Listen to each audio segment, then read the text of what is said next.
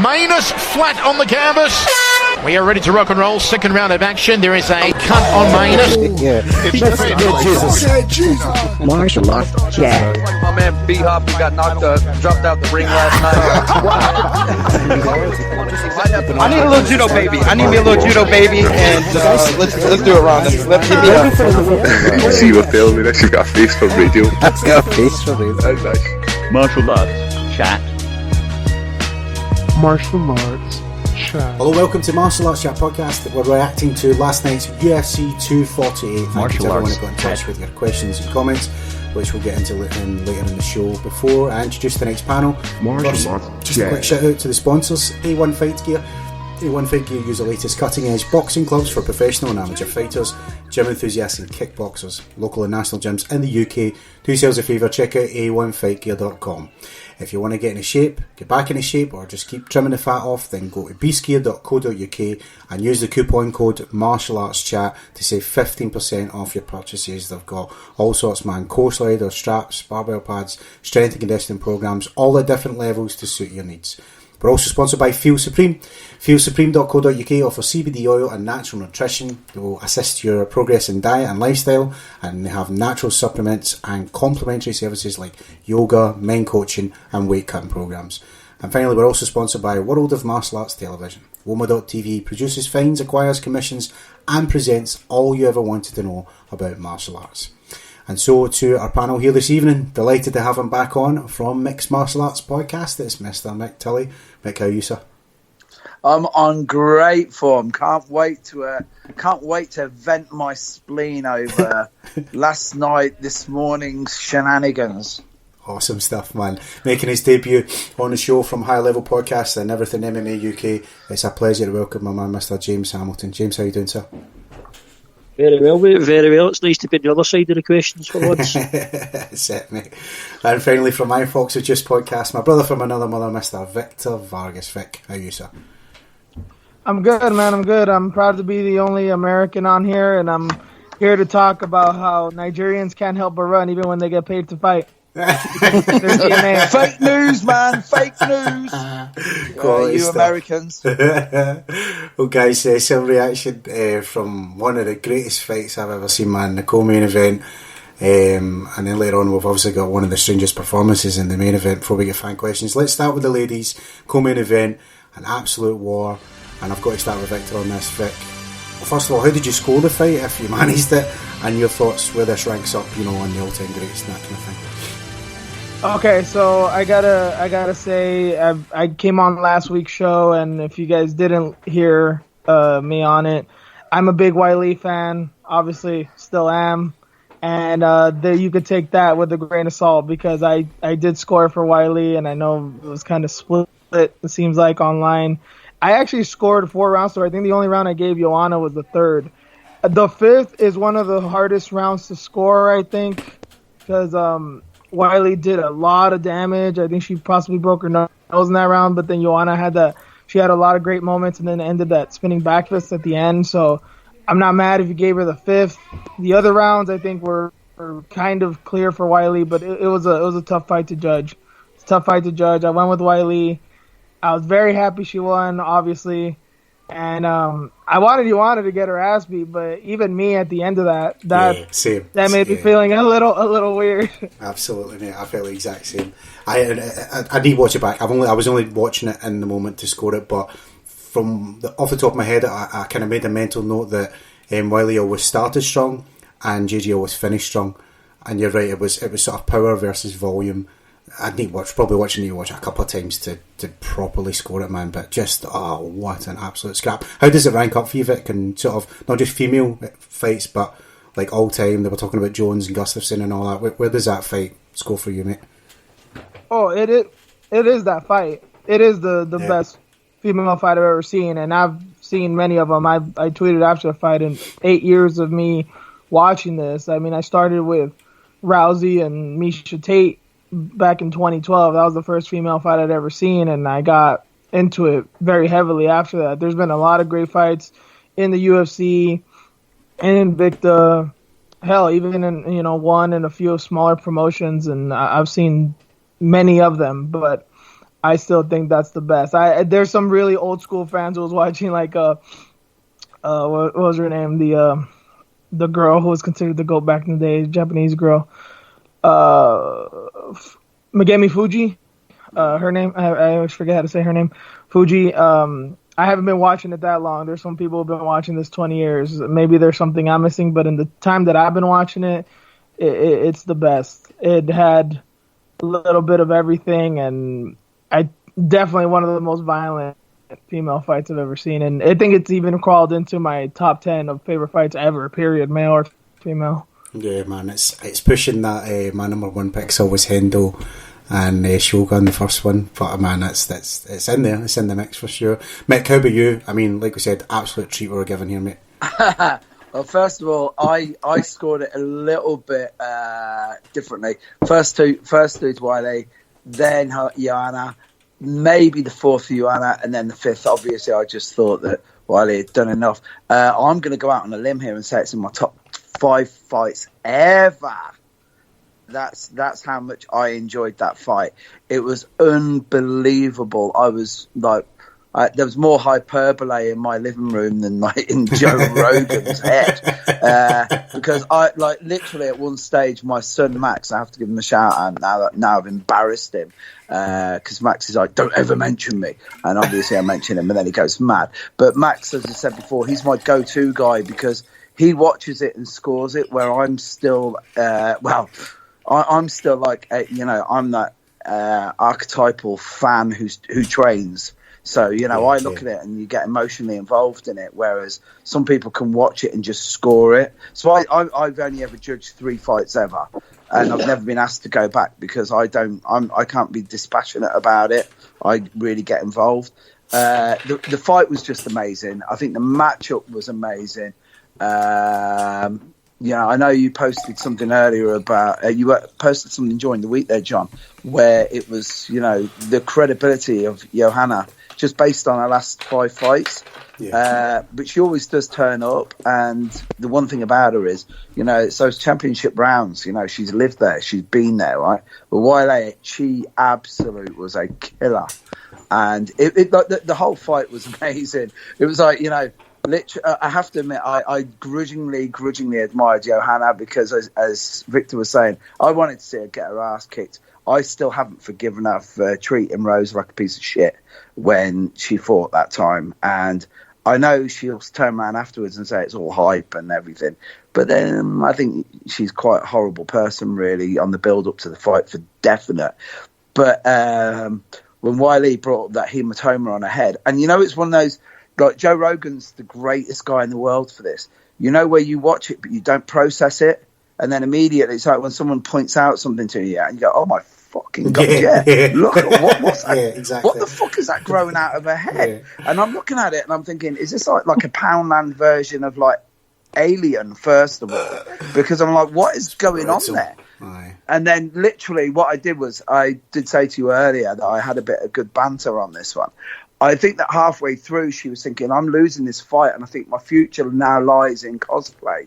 And she was going to be like, John Merrick in the fucking animal, in the Elephant Man. Like, 'cause literally halfway through the coach talking to her, I was expecting her to start going, I am not an animal, because I don't know what was going on with her head, man. But did you see that shit growing out the forehead? But do you know what I loved about Wiley? She just teed off on that bruise, man. She hit it once square on. Oh, it was when DC goes like, hey, she just hit that thing on her head. yeah. But that was the one. But like the thing is with DC's got the thought processes of normal humans, right. Whereas Joe Rogan just sees stuff. Yeah. And he goes, wow, look at the size of the brute. And you go, oh yeah, shit, how did I not notice that? But the fight was amazing. I think it could have gone Joanna's way if she'd have won the 5th.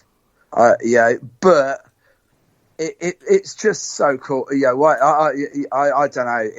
It for me, actually, I spent all day thinking about it. I watched it and then I had to go off and teach, and then I literally halfway through knee riding the shit out of some white belt where it's the only time when you can actually start thinking about, well, what am I thinking about here?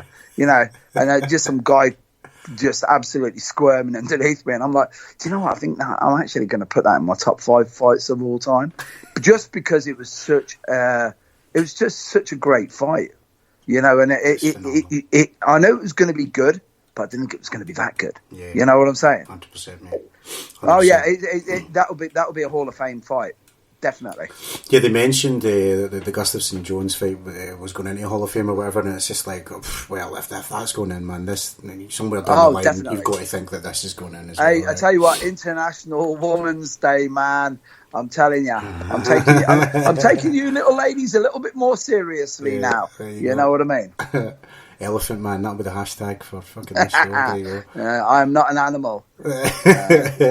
James, how about yourself, sir? Your thoughts, co-main event and fight of the night? Yeah, it was a fantastic fight. I did have high expectations for this fight, and I was interested to see what type of Joanna we would see in there, and she looked really, really good. And Whaley, obviously, again, both of them contributed to a fantastic fight. Like the guys, I had it scored similar. I had Whaley 3 rounds to Joanna's 2. But I did get a bit distracted when the hematoma appeared. I was struggling to focus on the fight and trying to score it. The progress on the hematoma, because that was very, very distracting. But it was a great fight, and I think both fighters come out of the fight. Both come out actually, their stock's risen. Because Joanna, for me, over recent, done something a lot that I don't like when I've seen fighters. She makes excuses for losses all the time. And that I always find that's a bit of a concerning thing. But I think the people that won this fight was definitely the fans, especially after what played out after their fight. But I was also interested in the later rounds to see how Whaley would be, because she's obviously never been in the championship rounds where I think it says Joanna's lived there. But it was all in. It was a great fight, and obviously we're going to get a shit ton of memes now. I believe it. I think we've seen quite a few already. I think the one that caught my eye was a picture of, I think it was on is it Star Trek, and the character Worf. There you go. The Klingons are out. Stovercore, baby. Yeah, man. That's standard issue.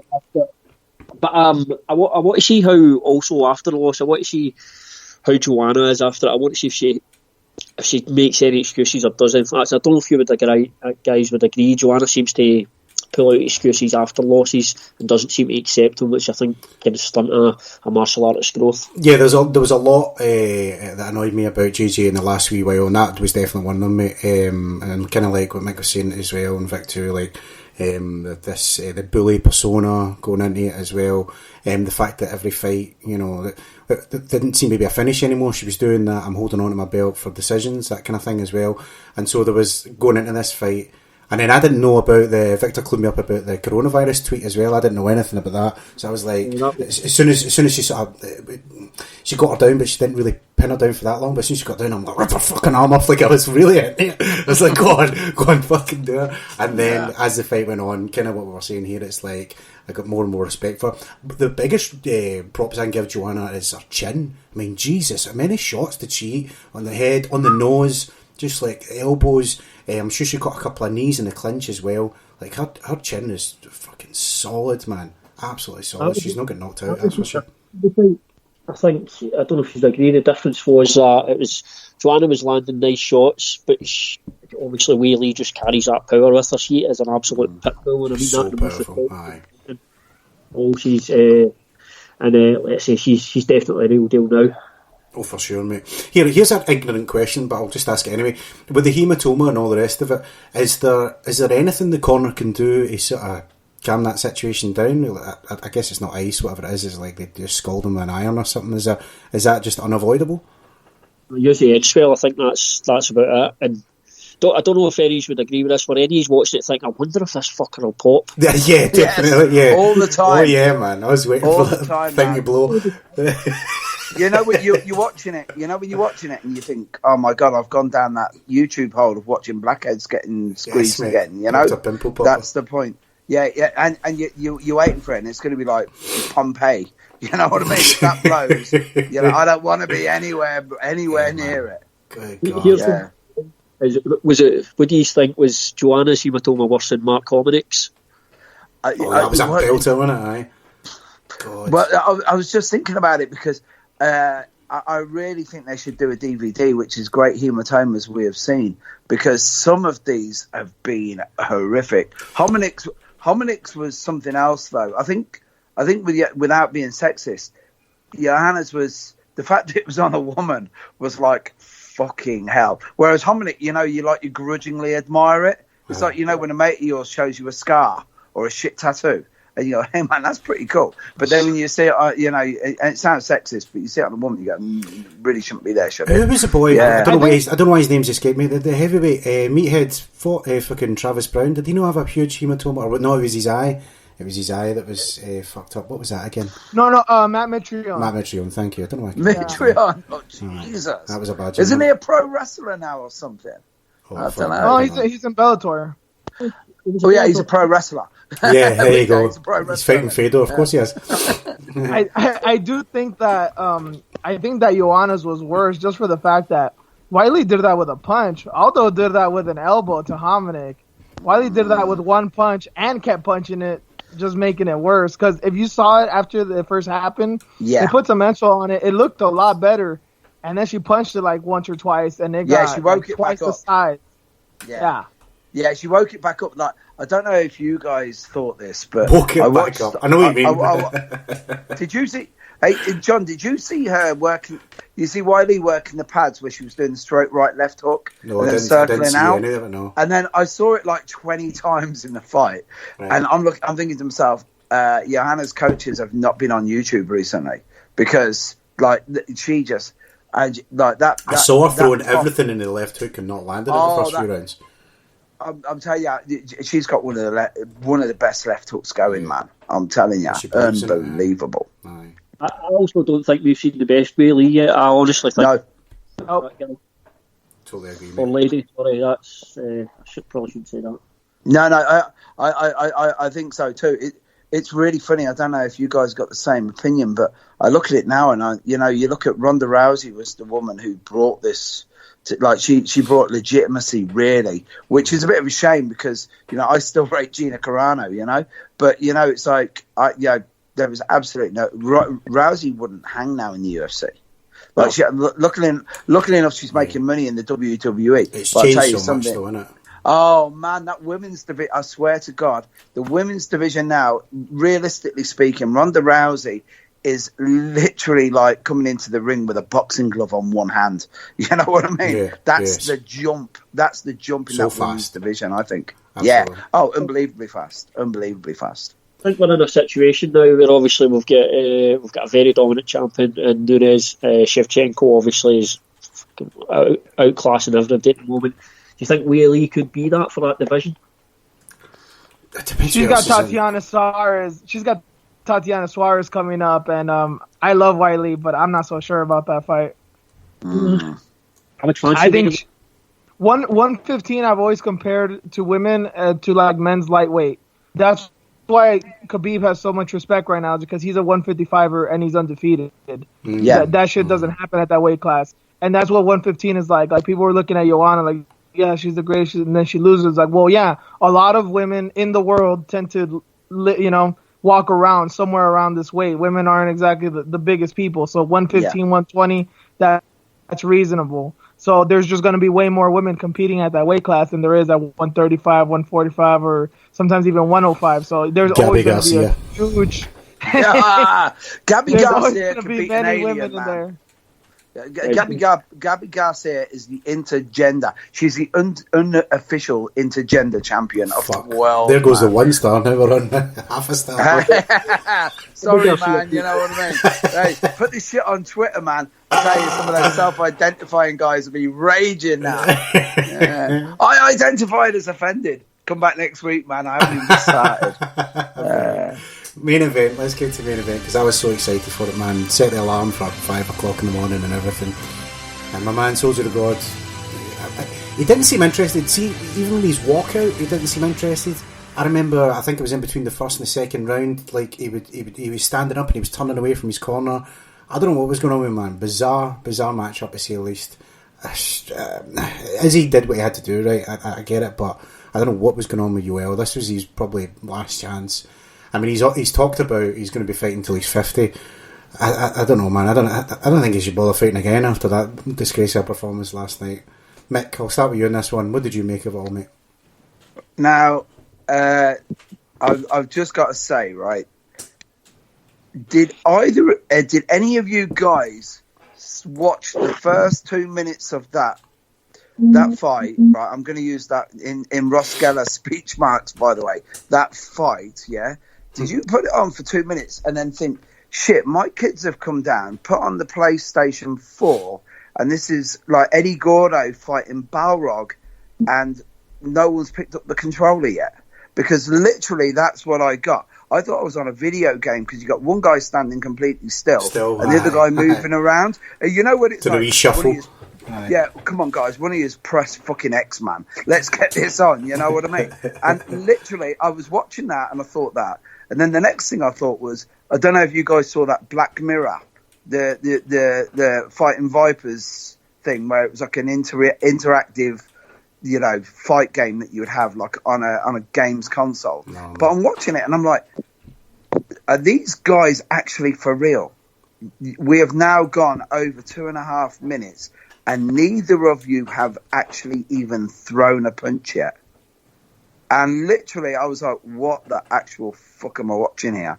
And then I have to admit, at the end of the first round, I grudgingly admired Romero, because I was like, if you're going to steal a round and you're going to be as jacked as that guy, you know, that's the way to do it. You know, it was like just so blatant. But it was like, me and the guys were talking off air about this, and like some people are blaming like Adesanya, some people are blaming Romero. I blame both of them, first of all. But I'm thinking, this is a main event.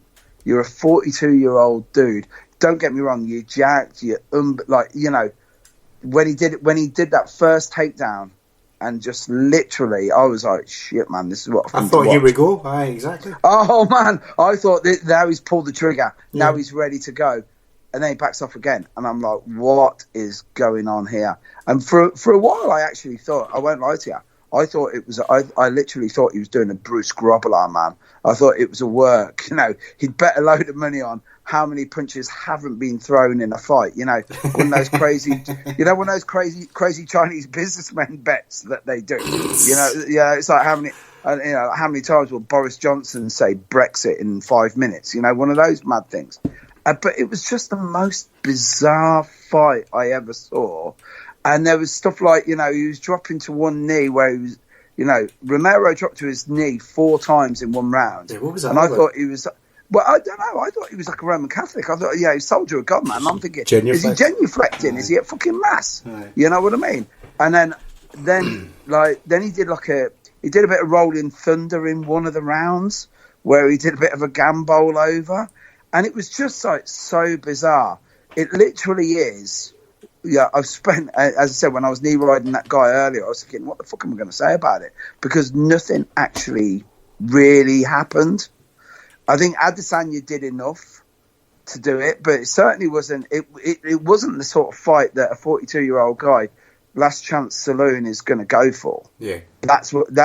And no matter, you know, you can talk about like, you know, being a genius, stealing 2 rounds by doing nothing. Yeah, great, but how many times will you get people to go to the T-Mobile Centre and watch nothing happen? You know what I mean? And when the booing was going on, and it was really funny because you saw the phone lights as well and all that, remember? Yeah.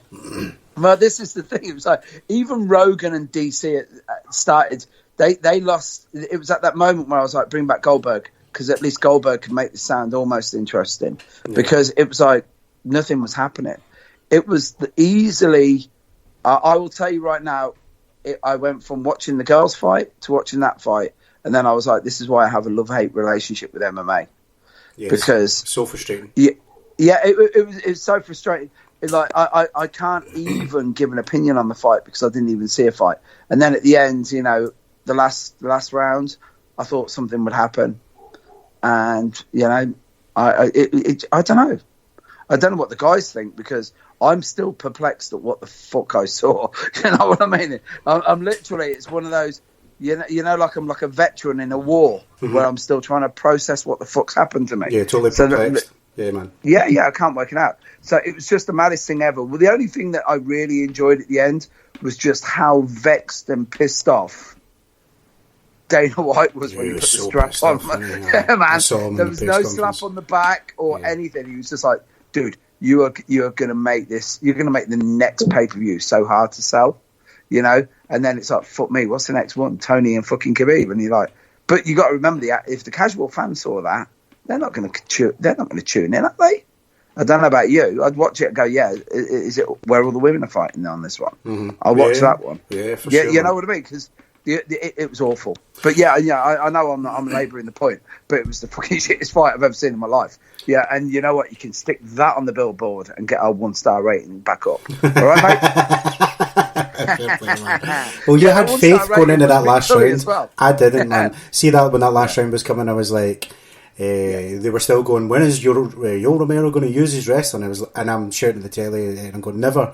He's going to do this. This is obviously what he's going to do the whole fight. I don't know why, but he's just going to do this bullshit. And then screaming in his face at the end and going on about, this guy just ran for me.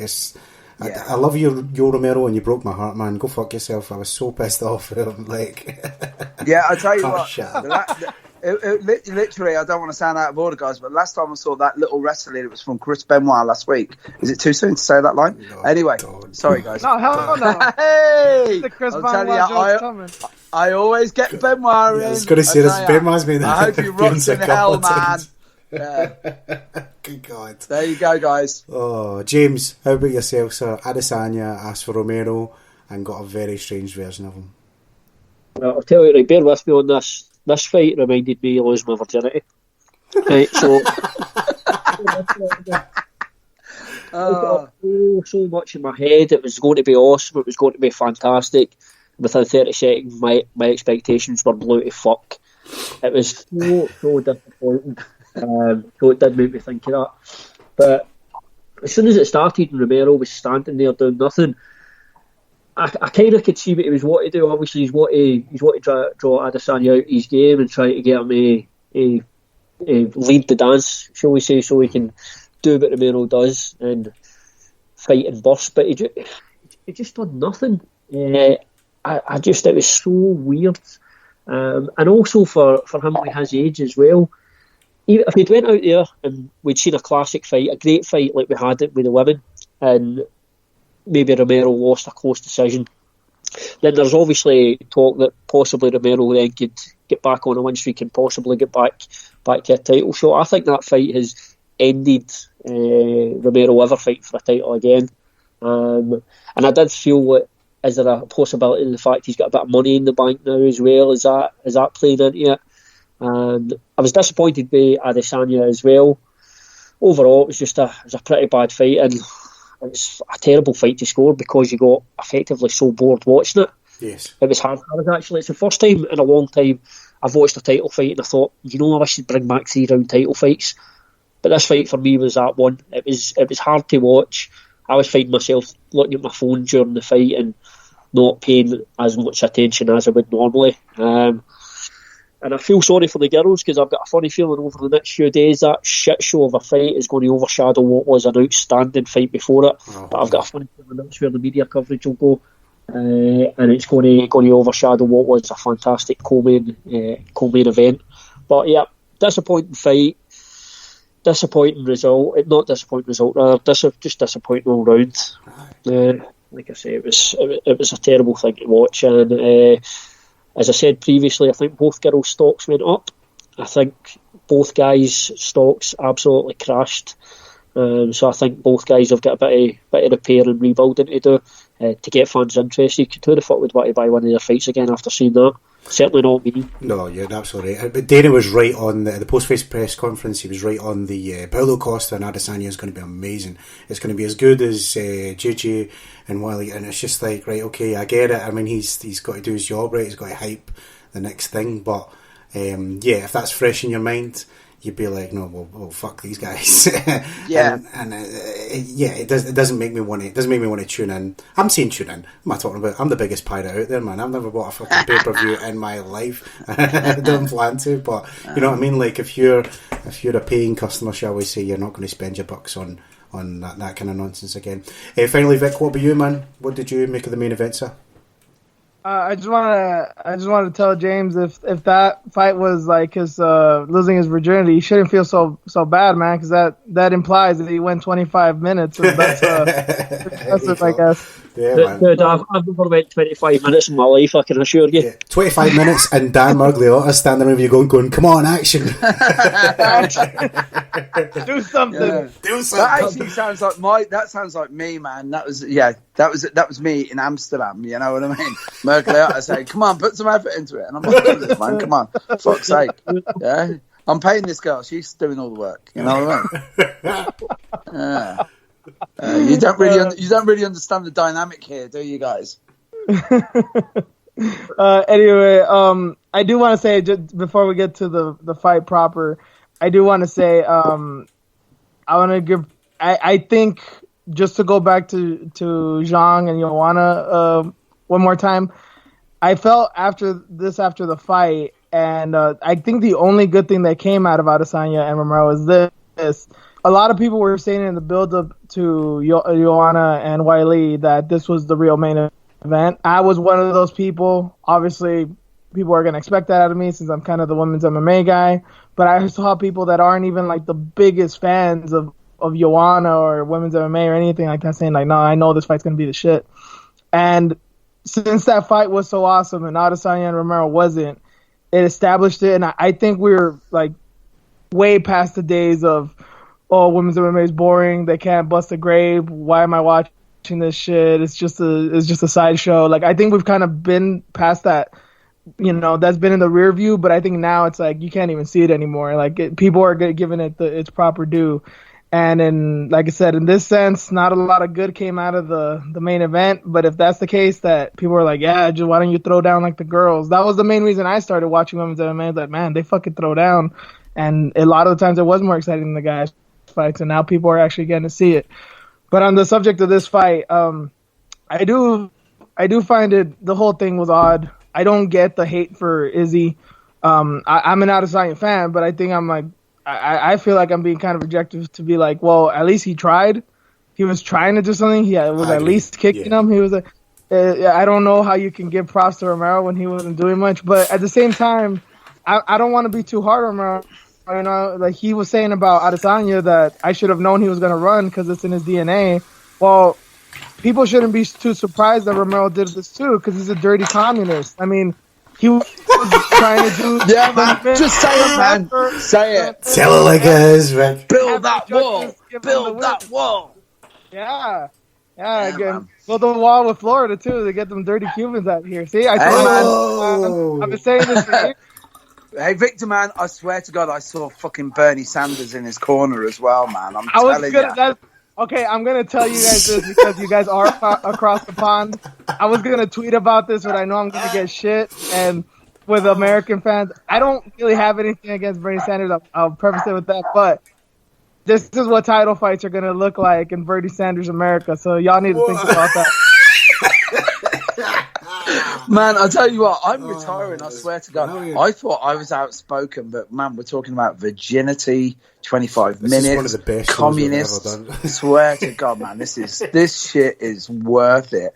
I'm telling you, this is unbelievable. I thought I was bad, man. I had a Caroline Flack joke waiting as well, man. I'm retiring now.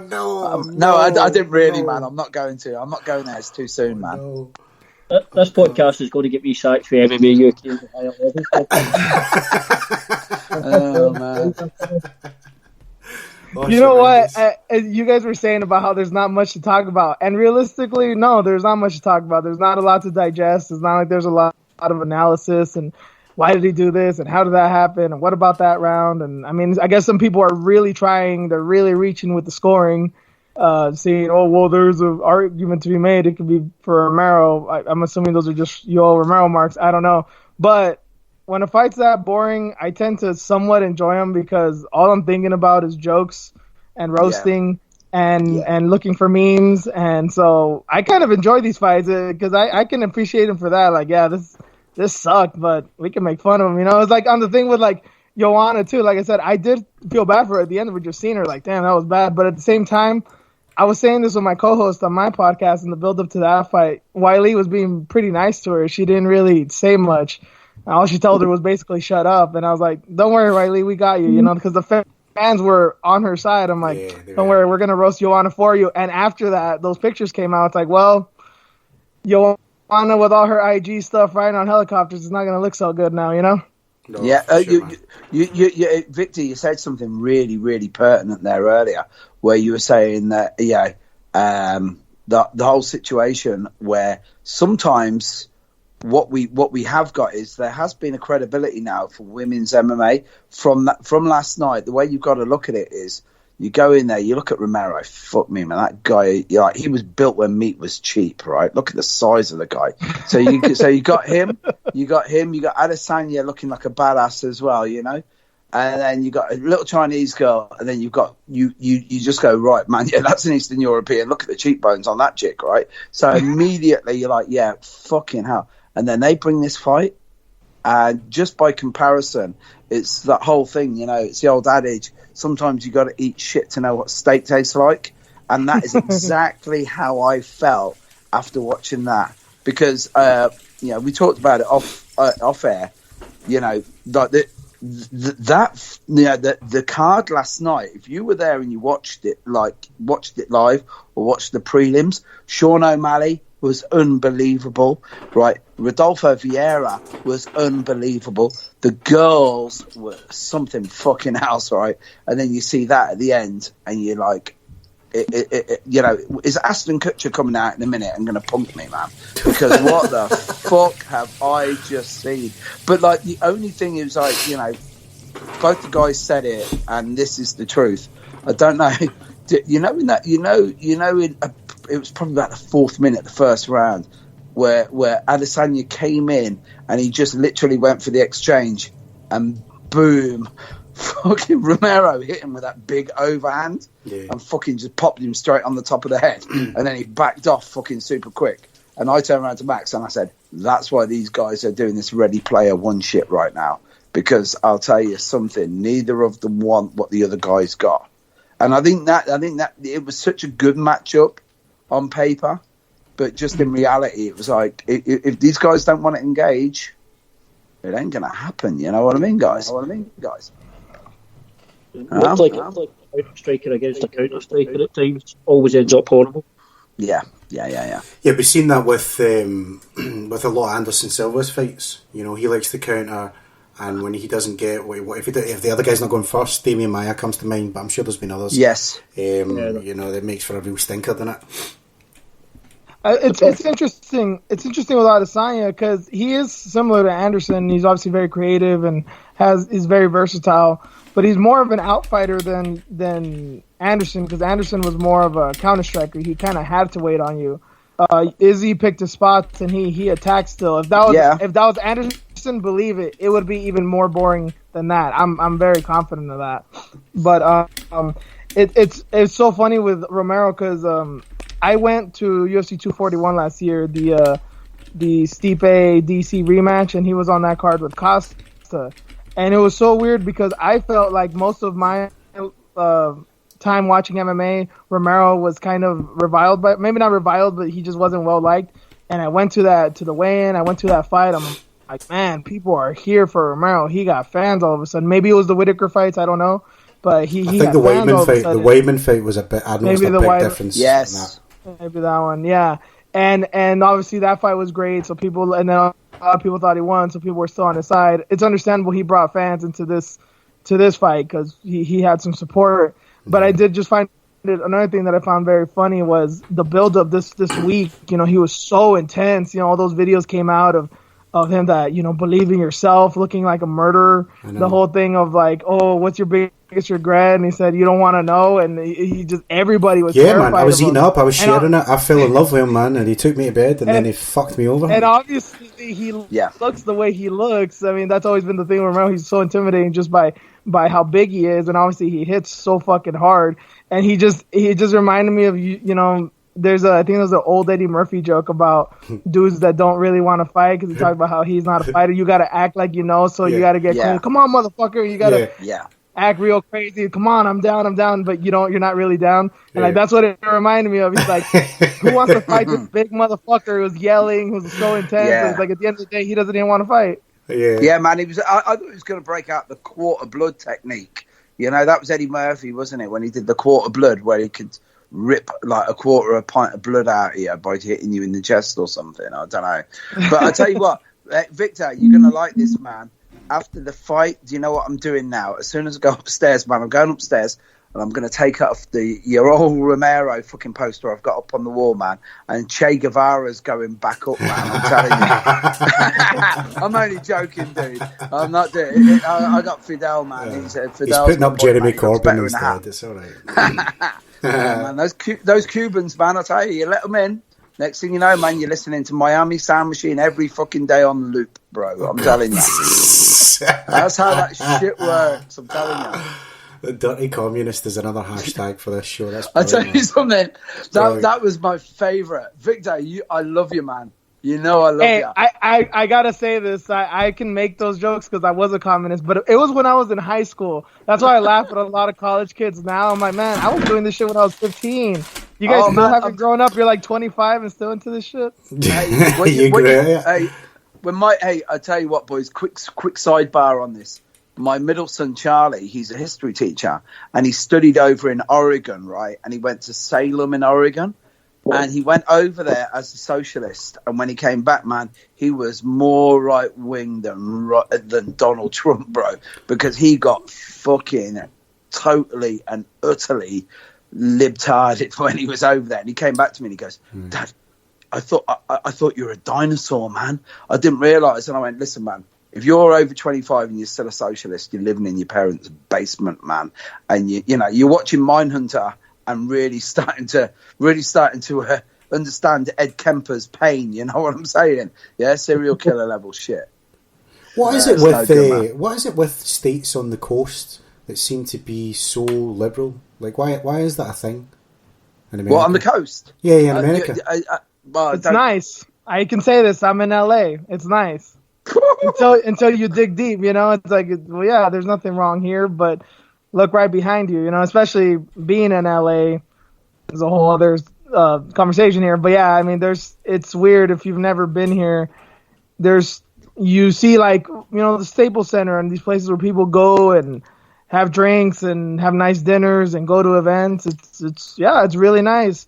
Literally 2 blocks over, there is just mounds of homeless people. LA is one of the. I know there's other cities like this in the world, but LA is like on steroids like that. It's just like, wait, hey, man, you literally look on one side of the street like, what the fuck? What is this? Hey, Victor, the problem is, man, on both coasts, man, East Coast and West Coast, these guys are too woke, man. They're too woke. You got white guys walking around crying all day long because they're white dudes, man. You know, as Joe Rogan says, you won the karmic lottery, man. Just be fucking grateful. You know what I mean? Yeah, just do some good in the world. But they don't do it. Anyway, that's the sidebar, man. We don't want to be going down that route. The next thing you know, I'll be talking about the Illuminati. Oh, no. Yeah, we'll be all over. We'll be talking about back to Chris Benoit again. No, right. Hey, Bohemian Grove will be broken out. You know, it's Sunday night, man. I want to wind down from that shit. Well, let's get to fan questions then. Final part of the show. It's my favourite. Just a reminder of the panel. The one rule on the podcast, don't wait your turn, guys. The floor is yours. So we'll start with the Facebook questions. Adam Newsom from the awesome Newsom MMA has been asking, he says, I've been asking myself this morning, do we want Rose to beat Andrade in the rematch now? Not because we don't like Andrade, we love her, but because it'll be interesting to see if Zhang can hold wins over the 3 big dogs, in inverted commas, at 115. And if so, she can really start to challenge Nunes for that women's MMA pound-for-pound title.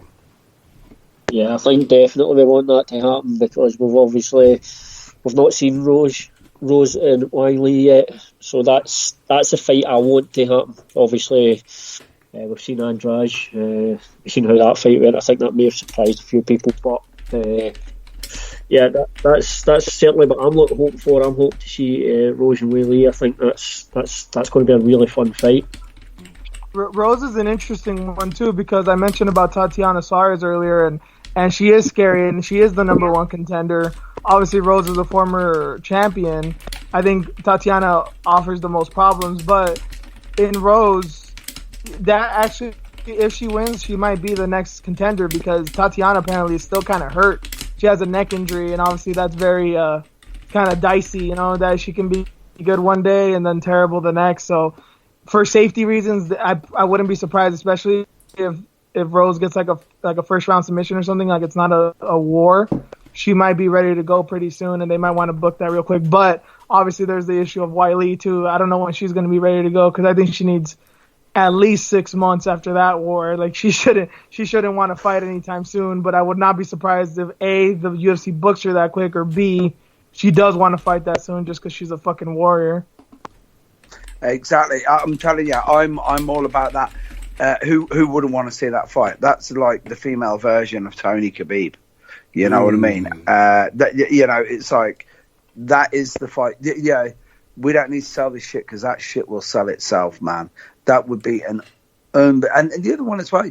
It's going to be quite a strange dichotomy on that one, because you got two fighters that you actually really, who hates Weili?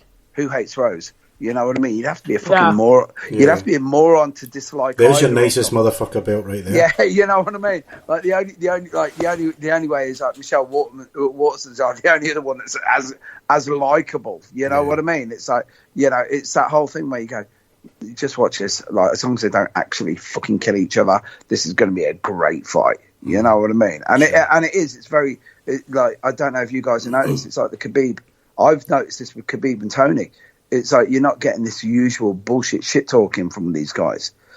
Fans are going, I want him to smash him up. They're going, I just want to see a great fight. Like, I've been waiting for this fucker for ages. You know what I'm saying? I think that's what it is, though. It's because we've been waiting for it for so long. I mean, many times they try to do this fight for 5 or something now. Man, there's always something, man. There's always, as long as Khabib stays away from wrestling bears and trying to take over fucking Dagestan, man.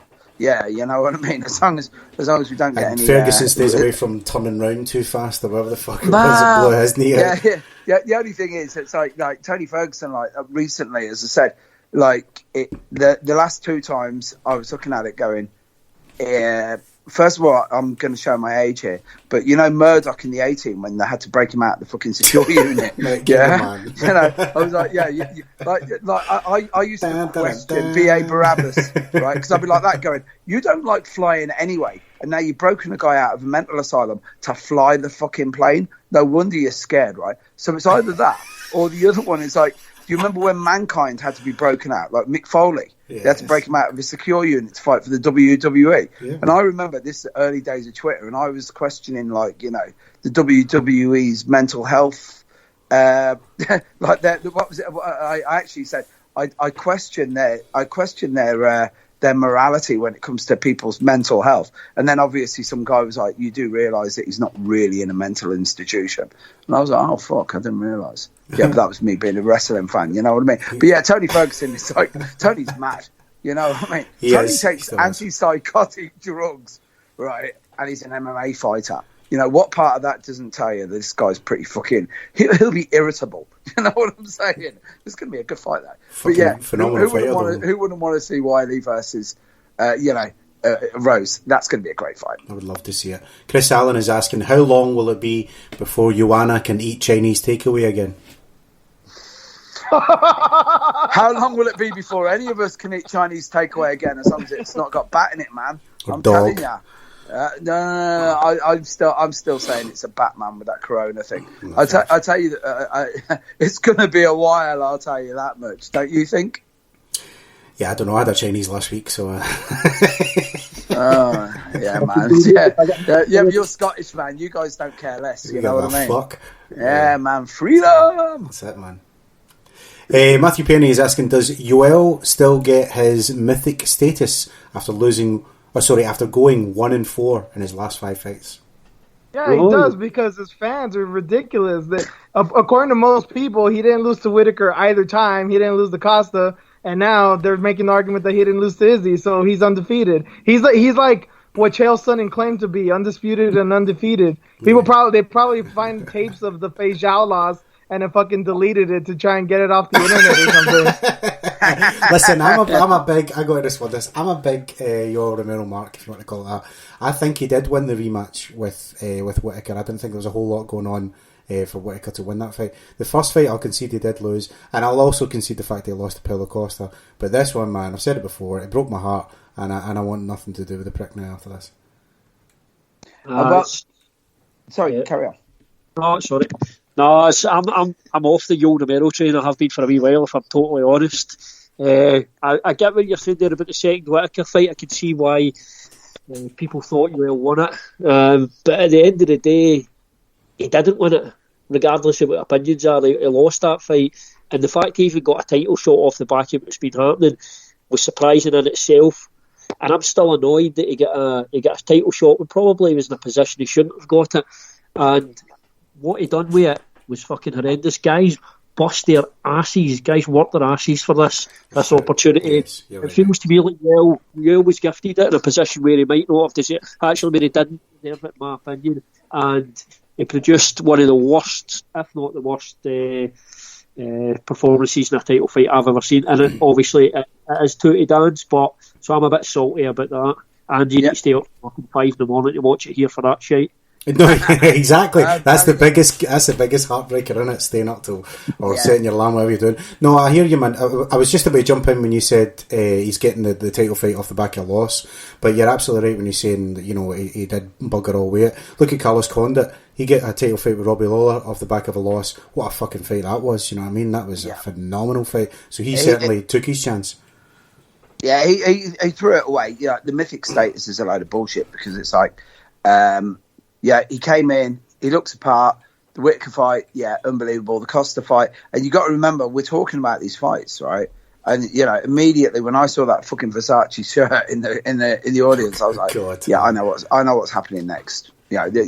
I know exactly what's going to happen. But it was like that, you know, it's exactly right now what James is saying. It's like you're given a situation, and you're 42 years of age. It's like you're not going to get many of these now. Go out there, throw down. You've got the skills. You know, if you get knocked out and you go out on your shield. I don't want to sound like a cliche motherfucker, right? But you go out on your shield. At least you've gone out on your shield. But you go there and you're doing that Eddie Gordo fucking Ready Player One shit, dropping to your knee, doing all this mad shit, and then not delivering. And it was crazy. He'll get mythic status, because what I'm going to do is I'm going to channel my own inner Hugo Vargas right now and say those fucking communists can't be trusted anyway with news anyway. So there's going to be some fake news fucking coming out of that there. You know, he'll have won that anyway. But it's a shame, because I always liked Romero, and I was a mark for him too. And as I've said often on this, I've never been able to forgive Adesanya for like ending Bobby Knuckles, man. You know what I mean? Because I was a huge Whitaker fan. But it literally is a situation where it's like I'm still now trying to process a 42-year-old guy getting a title shot, coming off a loss, going out there and basically doing some fucking interpretive meme shit. Because I swear to God, at one stage I thought it was in Covent Garden and I was going to have to throw a couple of quid into his hat, because I thought he was like a mime. You know what I mean? He was like doing interpretive dance or something. Like literally, it was like, and a shit one of that. What is it? Yeah, it was. He didn't even do the trying to get out of the box. You know, the one that's the mime. You know when the mime tries to get out of the invisible box? He didn't even try that shit. Yeah, no good. Hamza Saeed is asking, which was worse, Izzy, Romero, Silva versus Maia, Lewis versus Ngannou, or Wonderboy versus Woodley 2? Whoa. Woodley, Woodley and Thompson. Yeah, that's the one. But I don't know. At the same time, Thompson almost got finished in that fight, so there was a bit of excitement. And Ngannou Lewis was pretty. Okay, never mind. Ngannou Lewis. I was going to say Ngannou Lewis because that was another one I had to stay up for. But yeah, fair enough. Ngannou, and I'm going to say Ngannou, Lewis, but like what you've literally just, that question's great, because that question has literally just pounded back into my head the amount of shit that I've watched when I could have been watching David Icke on YouTube, and I wasted my time watching that shit. You know what I mean? Or some decent porn, let's be honest, man. That 10-1. Silva versus Maya, who's wasting their time with that shit? That question's like asking, do you want herpes, crabs, or chlamydia? Or coronavirus. Exactly. No one's a winner. Pick here, your folks. poison. No one's a winner here, folks. Okay, let's see. We've got Mikey Miller, Joanne Calderwood versus Shevchenko. What's your thoughts? I think if JJ gets the win, we see the UFC back in Scotland. No doubt. I think we'll see the UFC back in Scotland anyway. I think the UFC always provisionally books the Hydro for July. It's just not materialised. We will see the UFC back. So listen, I thought it was going to happen this year, James. No, no, it was provisionally booked, but as soon as you announce Dublin, then you know Glasgow's not happening. But I think we'll probably get a show regardless of the result of that fight.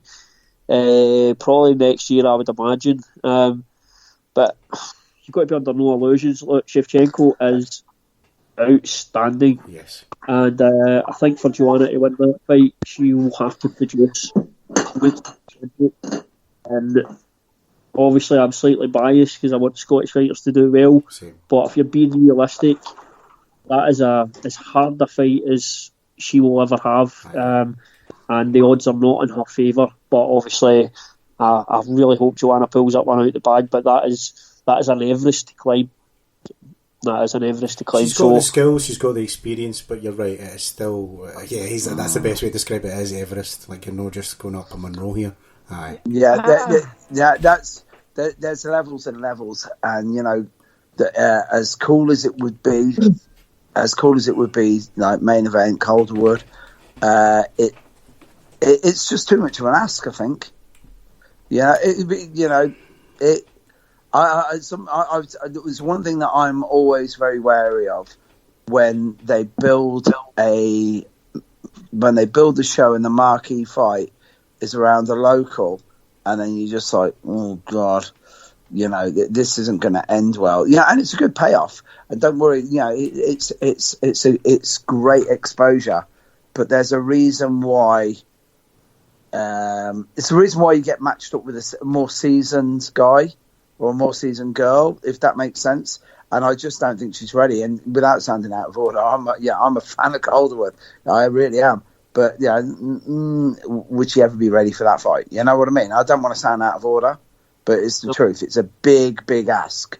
There's levels and levels, right? 100% right. Of course it is. I'm not Scottish, and I love JoJo too, but I don't think you guys are just having your bias speak. I mean, JoJo is very good, and she's been getting better. I think mentally and physically too, being that she's at a good weight class. I think this is probably as best as she's been as of late, and I think she's going to be well prepared for the fight. I won't go all the way out there and say she'll beat Shevchenko because that is a tall task, but I will say that I do think that will be Shevchenko's toughest fight to date. I don't know if that means that it'll be a fourth round finish instead of a first round, or if it'll go to a decision.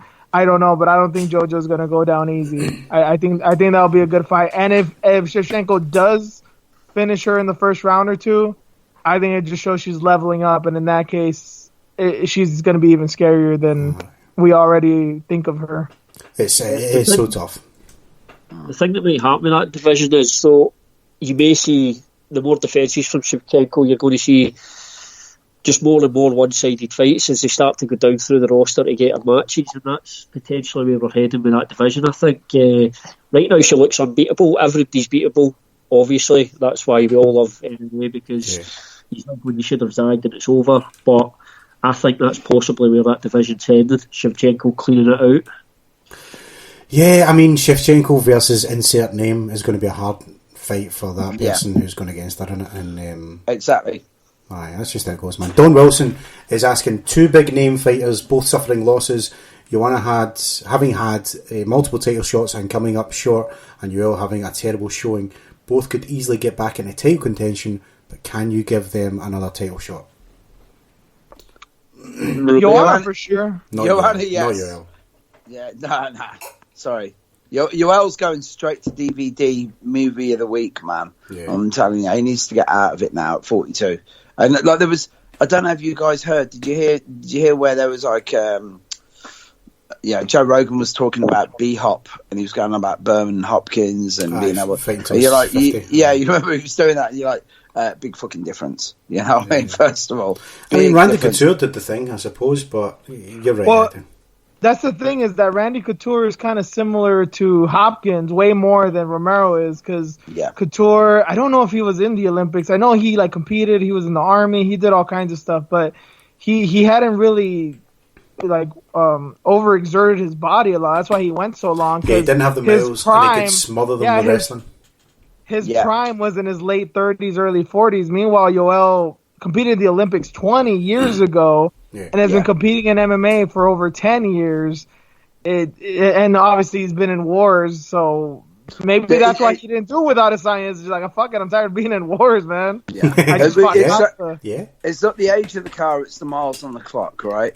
And you just, when you just said about Randy, I remember training years ago with Eric Paulson, and me and Eric were talking about, he said at one stage he was in the room and it was him, Linland, Henderson and Randy and Lesnar, and he was like, out of all of them, Randy was the man, he said, because he trained intelligently, he avoided more wars than he got into, right?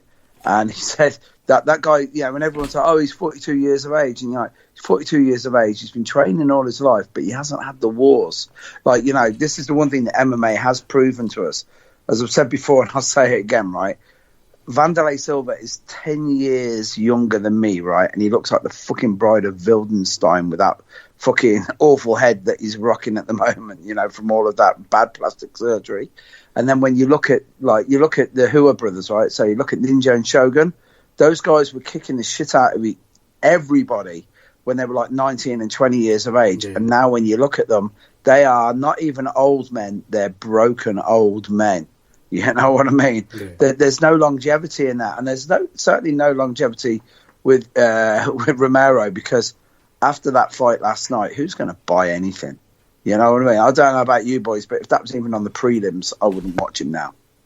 And I was marked for that guy up until 5 a.m. this morning. I was a huge mark for that guy, but now I'm like, nah, sorry, man.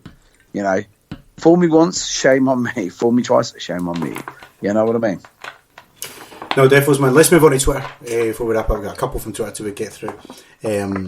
Chris Stillop is asking, Big Dan needs to shut the fuck up. He's already lost Stefan Struve a fight this year. He's a ref, not a coach. Stay in your lane. The women's title fight made up for it, though. The best women's fight of all time.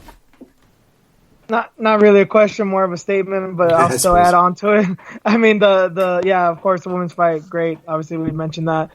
With Dan, he's an odd one, man. I don't like to call him like one of the worst refs. I don't think he's as bad as Yamasaki, Mazzagatti, some of these guys that we really, Kim Winslow, some of the ones we really rail on. I'll still bring her up. I remember her. So, man. Anyway, never mind. I don't want to go into it because it'll be too much. But anyway, Mercliata's done some odd stuff as far as stoppages. He's had some really fucked up ones, like I will never forget Frank Mir versus Shane Carwin, when Shane Carwin was pummeling his head into the ground. And he just let him keep going. But then at the same time, he was responsible for Congo and Barry, which is one of the craziest knockouts of all time. So his record is hit and miss. Yeah. And the other thing is, as far as like the talking and all that, he did that thing. Who was the fight? It was a fight last year. The guys were not doing anything, and I think in the 5th round he had to tell him like we need to do something. I think it was Ngannou Lewis. He told him in the 3rd round, like you need to do something. But then there was that fallout with MVP because he kind of called him a name or said something like he was a disrespectful piece of shit or he's an asshole or something, and him and MVP don't get along. Like, there's just some things, like, he's just way too outspoken. Like, the commission, someone needs to speak to him, because as a ref, he's not great, but he's not bad. But it's the whole talking stuff, like, yeah, you can't really, even if you think a guy is an asshole, and in the case of MVP, I do think he's an asshole, if I was reffing him, I wouldn't say anything, you know? Who was the ref that got busted for weed? I always liked him. Who was that guy again? Rosenthal. Rosenthal. Of Where's course he you these liked days? him, John. Yeah, man. He's slowly coming back. Is he back in the game or what? Yeah, he's from Cali. I think that happened in Oakland. I want to say I seen him in like a LFA fight or an Invicta fight, like once, kind of a smaller regional promotion. I seen him like, oh shit, it was a pro fight though, and it was one of those things. I'm like, I wonder if he gets like another year of this. Yeah. Maybe the UFC will come calling. They'll get him the big fights. Because you see like Jason Herzog, who I think is a ref who doesn't get enough credit. He's getting main events now, but he's been on the scene for like a good while. So he's probably just waiting a little bit, so people kind of forget about all of that stuff with him. Fair enough. I still like Mario Yamasaki, man. If he dies, he dies. You know what I mean? Mm-hmm. You want that Mad Max 3 vibe on a few fights. You know what I mean? Steve Mazzagatti in there, remember him? Fuck, man. Oh, Jesus. Well, I was watching Nick Diaz and Robbie Lawler, and Mazzagatti was the referee for that, and Diaz was doing his usual, like, mouthing off. And Mazzagatti went, no talking. Like, no that talking, was a real, yeah, right, I've never heard that one either. Yeah. No talking, you know. Like, since when? Since you decided, you fuck. Hey, John, you got to give Hugo props, man, there for a minute. He just dropped the triumvirate of the 3 worst fucking refs ever. Mazzagatti, Yamasaki, and who can forget Kate Winslow with that fucking awful mullet that she was wearing, man. Like, I literally first time I ever saw a referee, I was like, what the fuck is going on here, man? And that's not being sexist, it's like after a performance, you know what I mean? Definitely. But yeah, good shout on those 3 awful individuals. At Elf for Elf, have we just watched the best fight of 2020 and the worst fight of 2020? Yes. Yep. They're going to be hard to beat, that's for sure.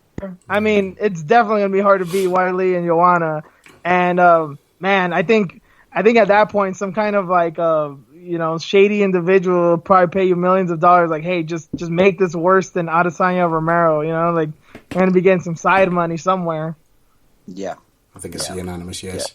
Yeah. At LL for real, what was up with Korean Zombie and Brian Ortega fighting backstage? Neither speaks the other's language. Oh God! Is this a troll? Or did it actually happen? What? No. That actually happened. That's kind of the problem. That is the whole problem there. That they don't speak each other's language. So I don't know the full story, but apparently there's a Korean K-pop star. I guess his name's Jay Park, and Korean Zombie went on a Hawani show like a week or 2 ago. Right. I don't know what they were talking about, and the dude Jay Park was translating for Korean Zombie because obviously he doesn't speak English.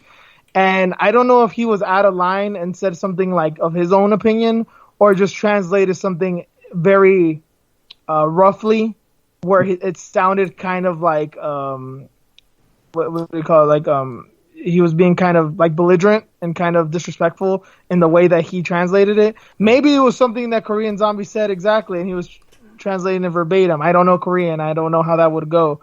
But I'd actually have to talk to someone that knows Korean and see what that was about. But Brian Ortega didn't like what he said, what the K-pop star said, and said, like, when I see you, I'm gonna slap you. And apparently Korean Zombie was there in the crowd. He went to the bathroom, and as soon as he leaves, Ortega went up to him like, hey, are you so-and-so? And he said, yeah, and he slapped him. Oh. And then Korean Zombie came back, and, well, what the fuck? Obviously, you're gonna get into it with a real fighter now. And I don't know if the blows were actually thrown or they just pushed one another. Apparently Dana and security had separated them and stuff. But there's a drama with all that. How was that not the main event, the co-main event, man? That fight. I think it happened around that time too. Sounds fucking great. Did you know here? I think Brian Ortega get the fight of the night bonus. Who else should have got? Oh man, that is good. I will say this for Ortega, I've never really been a fan of the guy. I still don't forgive him for the steroids thing. And I know people are like with USADA now, like, fuck it, just pride never died, let them all steroid up. He did steroids when you had to be a fucking moron to fail a steroids test. So I never thought the guy's a bright individual. But the guy's he's from my city. He's from LA, and he is Hispanic. And I know some of the neighborhoods he grew up around. He's still just got that hood mentality, man. And, do you know? I don't know if you guys know this. Just as you were saying this, and I'm not going to tell you who told me this, right? But did you guys ever hear of the story of Josh Barnett fighting Hector Lombard in the toilets? Oh yeah. No, was it in the toilets? No, Eric Paulson told me I thought this. it was like a gym. He said he was standing. He said he was just standing with a two. mop. The two of them went for like 20 minutes. Shit. No, there's been two. There was a running in the toilet. There was a running in the toilet. The running in the gym. The one in the gym is really well known. I think that might have been at Eric Paulson's. Might have been at like CSW in Fullerton. Orange that County. Was the one, he told me that was. I didn't know. Yeah. Oh no, there was one in the toilet as well. The one in the toilet is actually more farcical, but it's like it's really funny because I've been to MMA shows in the UK and I've seen better fights in the fucking toilet, and that is true. And 9 times out of 10, it's guys who are fighting on the bill that night as well, man. No way. You know what I mean? It's like, Jesus, they can't even wait. Damn. Hey, well, the fight in the toilet was broken up by a guy who said you could both get £100,000 and you're doing this for fucking $100,000. Sorry, and you guys are fucking idiots because you're doing this for free. You know what I mean? I saw a knockout at a regional show. I wouldn't name the show or the guy, but it was a beautiful knockout. Tell me later, James. I want to know. Go on, James.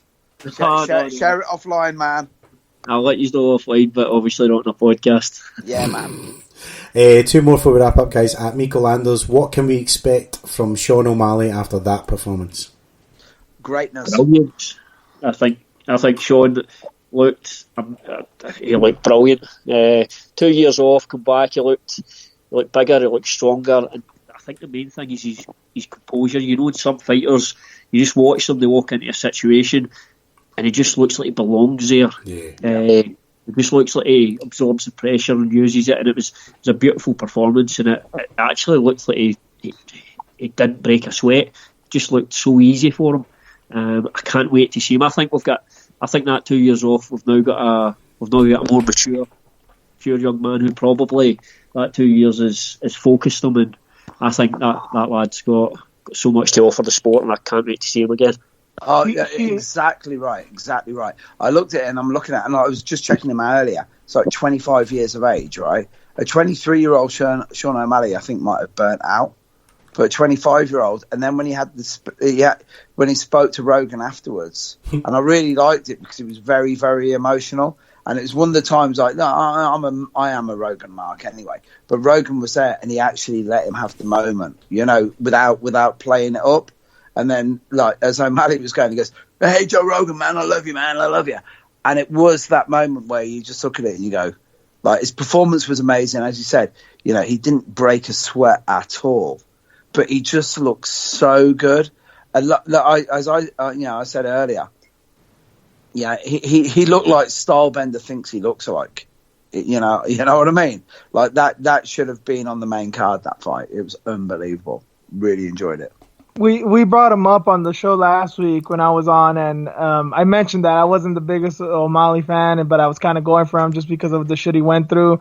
And I'm still not really a fan. Like, I'm not gonna like root for the guy, but he really turned me around as far as like what I thought of his skills. Because before this fight, I felt bad for the Osada stuff, but before his fight, I knew he was talented, but he just seemed like he was just like a video game character, just button smashing. Like he was just spinning shit and flying kicks for like no reason. So very flashy, very entertaining, but not a lot of substance there. And I thought, I'm like, man, he's gonna run into like a real, obviously he's not in his weight class, but what I mean is like a Kelvin Gastelum dude, like one of those guys that's just good wrestling. Yeah, is gonna put the pressure on him, and he's gonna kind of fold him. But what I saw yesterday, like, granted, Jose Quinones wasn't like the best opponent, but that finishing sequence, it wasn't so much that he knocked him out, it was how he got him, you know, a shot in the temple, obviously discombobulated him. And most people would just start going left, right against the cage. He saw him kind of stumbling up and just said, fuck it, head kick. And it was like the perfect strike to throw at that moment. I was like, oh man, he's really smart and he's getting it together. He's not just doing shit for the sake of doing it anymore. He's actually like being very calculated. So when he said, the Sugar Show 2.0, I'm like, okay, man, guess you weren't kidding. I'm not gonna talk shit no more. I might not go for you all the time, but I'm not gonna be berating the guy. Not fair play, man. Last one from Twitter before we wrap up, guys. At MMA Broadcast, Ferguson versus Nurmagomedov. Let's hear the predictions. I predict violence. That's honestly, I wouldn't even pick a winner on that one. I just hope and pray we get the fight that I'm thinking is going to happen. That's what I was thinking. I was like, I predict. Just please let the fight go ahead. I think where Tony differs from, well, first of all, Tony is totally insane, which definitely helps in this sport. But I think the thing Tony has over other guys is I don't see Tony being overly concerned about taking down, which I think might be freeing for him. Obviously, the main thing he wants to keep his arse off that cage because that's where Khabib is deadly. But I think we're all in for a treat here, and I think both guys might be out the cage for a while after this one. I think there'll be a few medical suspensions, but I don't honestly don't know who'll win the fight. I genuinely don't. I think you'd probably lean towards Khabib, but Tony's just got that something about him. Could be insanity or could be genius. I don't know. But I think we're all in for a treat in this one, and like I say, I genuinely don't know who's going to win that fight. I'm a Ferguson mark, so I'm going full Ferguson, but obviously I'm not. I think the best analysts are going to look at this fight and be like, yeah, I don't think there's a safe bet here. It's going to be a wild fight, but I hope Ferguson wins, and I hope after the fight, for the third time in a row, he calls out Conor McGregor in the same way he's been doing the, come on, Conor McNuggets, you fucking piece of shit, I'll beat your fucking ass. I just hope he does it just for old time's sake, just to stick with the character, man. I can't even call him a character because he really is insane, but I just want to I'm with you guys on this. I truly believe that this is one for the ages. You got two guys who are still literally, in my opinion anyway, at the top of their game. External forces have kept them from getting together on this, right? Mm-hmm. And it's one of those. I don't know if you guys ever remember watching Champions Forever years ago, where they're all sitting around and it was Ali and Frazier and Norton and Larry Holmes, and it was like Joe Frazier. It's very similar to the whole, that Thriller and Manila moment where they go, where Ali comes out and he goes, "We're different men." We went into the ring as these guys, and we came out as these guys, because you got two guys who are just literally fucking badasses. It truly is like a Hollywood movie come to life. You got some dude from Hugo probably called him a commie bastard, but he's like, some guy from fucking right out in the middle of the old Soviet Union, wrestling bears, mad as fuck, hangs around with dudes that were like billionaires from like mining lithium and like killing folks, right? And then you got Tony Ferguson, who's just mad as fuck, but an amazing martial artist. That's like, they're both amazing martial artists, but I'm a huge Tony Ferguson mark anyway, because he's the only guy I've ever seen that's made Wing Chun and trapping work in the cage. And take all of his personal issues out of it, I just love the way the guy fights. And the other one as well is, God Almighty, he gets it. He gets his hand raised, and the first thing he shouts is, "Come on, Conor McGregor, let's fucking get on with this." You know what I mean? Stop beating up fucking old women, old dudes, and fucking being a nuisance to women. And I'm being polite there because the lawyers might be listening, but you know what I mean? It's like, let's fucking get it on, because now that would be a fight I would pay seriously good fucking money for. You know what I mean? Just to clarify, Mick, no, I wouldn't call him a commie bastard. I'd just call him a religious zealot. A really what? A religious zealot. A religious zealot. Yeah, yes. Of course. Yeah, because he's one of those mad type old Russian dudes that they're that badass that his religion hasn't been able to be beaten out of him. You know what I mean? You got to really admire those guys. I tell you something. Those Abrahamic face, man, you got to love them, right? Oh man. But it's going to be, I tell you something, it's just going to be the most violent beatdown. I literally can see 5 rounds of just absolutely just like visceral violence. And I think that I'm really hoping I really hope it's gonna be like an amazing fight. I hope like neither of them are too fucked up afterwards. Poor old Tony, he's halfway down that road already, mentally. So I just hope that they have a great fight. It would be a great fight just to walk out of, both of them. You know what I mean? I think if there is one fight that can beat Joanna and Wiley, it's this one, and probably only this one. That's it. If this one doesn't do it, it's going down. Well, you've hit the nail on the head, because that you can have some great fights when there's no hype, but when there's hype as well. So you get the hype and you go in there and you go, yeah, this is everything that we said. You know what I mean? It's like, again, it's Robbie Laurel, Rory McDonald sort of territory we're walking into here. Where it's like, yeah, you delivered everything we thought we were going to get. It's what we want. Yeah, I can see this being the second bloodiest fight in MMA history, I think. Yeah, I don't think anyone will ever beat Houston versus Dalby, but I think this one. There you go. No. There's so much blood they can't stand up. They're sliding about like it's fucking Blades of Glory. That was insane. You were there, right? I've never seen in a fight. I've never seen a fight be stopped by too much. Man, I tell you what, I was watching that and I was channeling my inner John McCain. You know what I mean? I was like, this is human cockfighting, and I love this shit. But even I don't want to watch this. Yeah, it's pretty fucking brutal, man. Bloodbath. Well, there you have it, guys. UFC 248 is all wrapped up. We'll be back later this month covering UFC London. Thanks to our man Chris Allen. Be sure to follow all the great interviews he does. But thank you to everyone who got in touch tonight. And finally, let me thank our awesome panel here, starting with the one, the only Mr. Mick Tully. Mick, a blast as always, sir. Let our people know all about mixed martial arts, and love your chat, man. You'll catch me on all social media. At the moment, I'm doing a hell of a lot of writing. So if you want to check out World of Martial Arts magazine, I'm actually doing some stuff on MMA, and believe it or not, I'm doing some stuff on old school martial arts as well, and reality-based training. So fighting outside of the chip shop, shit like that, So, yeah, check me out on that. I've got a great interview coming up at the moment. Just hopefully going to come online roughly. It's been held back a little bit with Kywan Gracie just before he does his Bellator thing. So we're going to do that. And what else have we got? Scott Adkins.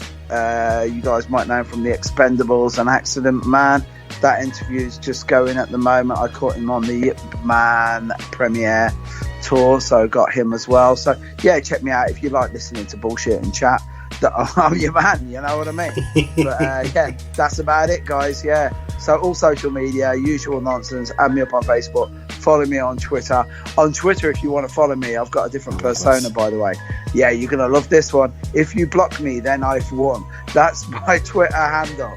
Come on that, and I'll give you a good dose of reality. Thank you. Super. To my man Victor Vargas, Vic, always a pleasure, amigo. Let everyone listening know about iFox with Juice Podcast and where to follow you online. So.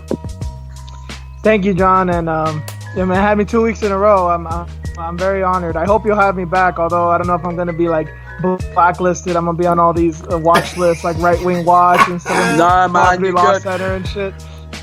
But I know Mick will have me on, but it's fine. But again, thank you, John.